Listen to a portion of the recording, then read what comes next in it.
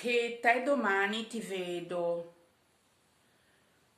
Sento la sequenza della volontà di condividere. La cosina che tu dai è essere per ognuno noi stessi, per ciascuno cima e l'oltranza del dove. Io e te ci appropinguiamo a esistere nel tempo, volto l'abominevole accorgimento e la pragmatica voce. Colgo l'interesse di un momento paradossale quale infinito sia per essere, contro o indicazione di non essere completato dal ci sono e comunque mai. Tolgo la vocalizzazione della parentesi, la patata è voluta in dolce americana.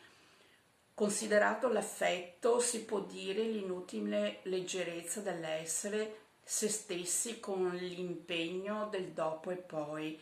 Noi per infinite le diapositive danno origine alla presenza che immediata si sovrappone e derisa scivola in completamento di avvolgimento del nastro che di colore fausto lo butto tra le stelle in mezzo alla periferica sorgenza del sole.